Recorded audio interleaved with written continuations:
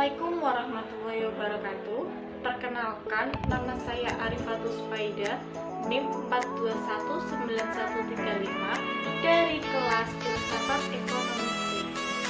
Di video kali ini, saya akan menjawab soal UTS dari dosen pengampu, yaitu Bapak Pasir. Untuk soal yang pertama, yaitu bagaimana tauhid sebagai fondasi ekonomi Islam.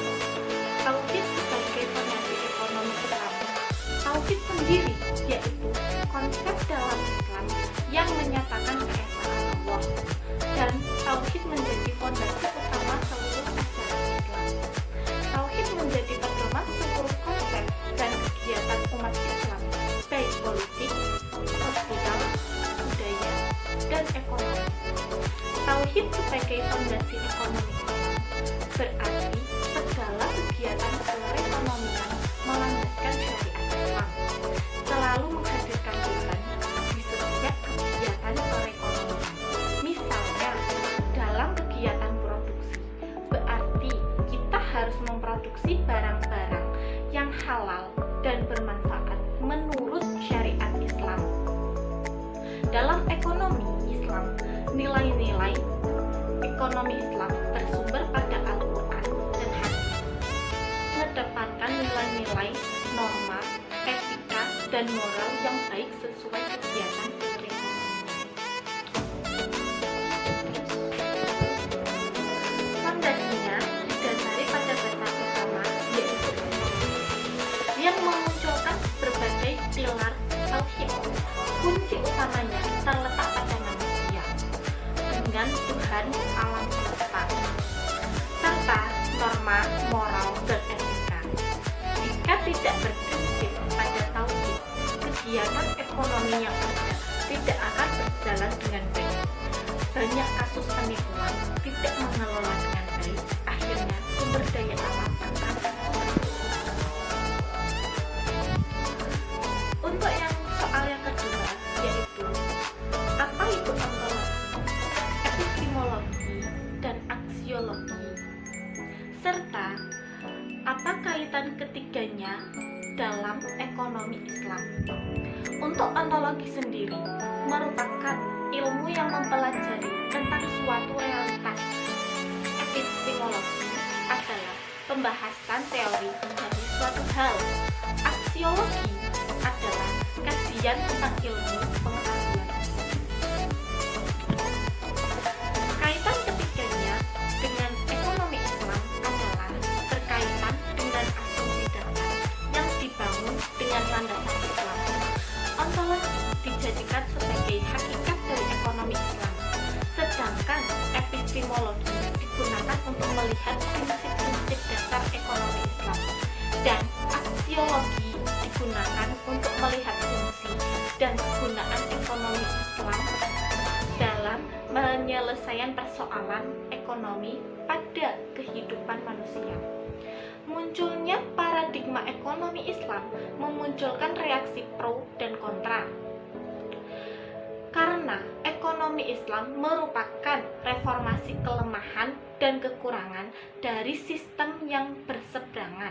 Dalam hal ini, ekonomi Islam sebagai penengah antara individu dengan masyarakat, yaitu idealisme dan fakta, dunia dan akhirat.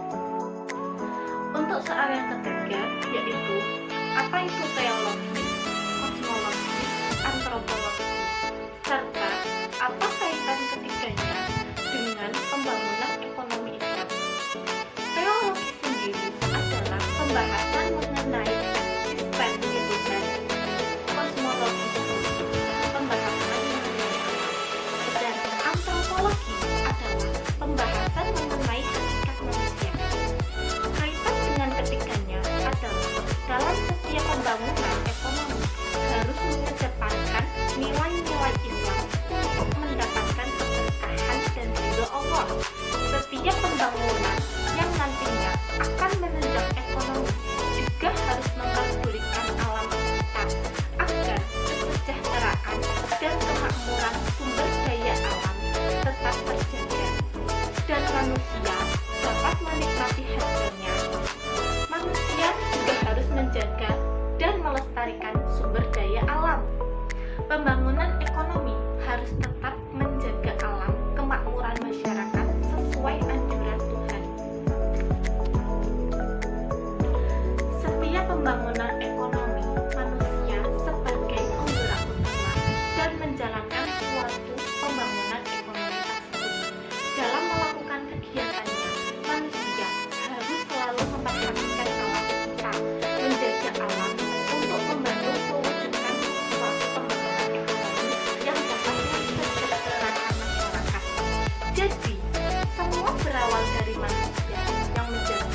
dan hasilnya akan kembali pada manusia dan masyarakat. Menjaga sumber daya alam juga merupakan suatu bentuk takwa kepada Tuhan. Dengan adanya manusia yang berperan menjaga dan melestarikan sumber daya alam, maka pembangunan ekonomi akan berjalan. Untuk soal yang keempat, yaitu apa perbedaannya sistem ekonomi Islam dan sistem ekonomi konvensional, serta apa kaitannya dengan teologi, antropologi, dan kosmologi. Perbedaannya terletak pada sistemnya, yaitu jika pada ekonomi konvensional menetapkan atau bunga yang bersifat riba dan hukumnya haram. Apabila sistem ekonomi Islam terdapat sistem bagi hasil sebagai ganti rugi. Kaitan dengan teologi, antropologi, kosmologi dalam sistem Islam yaitu prinsip pada ekonomi Islam itu mengesahkan Allah, membahas mengenai sumber daya alam yang telah diberikan Tuhan agar dapat dikelola dengan baik dan adil, dan manusia sebagai pemegang amanah dalam mengelola ciptaannya. Berbeda dengan ekonomi konvensional yang tidak melandasi sistemnya dengan syariat Islam dan hanya mencari keuntungan semata. Untuk soal yang kelima, yaitu dalam strategi pembangunan ekonomi, bekerja, berinfak, sedekah, zakat, wakaf menjadi aspek yang sangat penting dalam mengatasi masalah ekonomi. Bagaimana saya menjelaskannya? Baik, saya akan menjelaskannya bahwa semua itu menjadi aspek yang penting dalam mengatasi masalah-masalah perekonomian. Karena dengan kita bekerja, kita akan bisa memenuhi kebutuhan perekonomian kita. Dalam bekerja diniatkan untuk ibadah, maka Allah akan menilai kita saat bekerja sebagai ibadah. Selagi pekerjaan yang kita lakukan halal dan bermanfaat bagi orang lain. Berzakat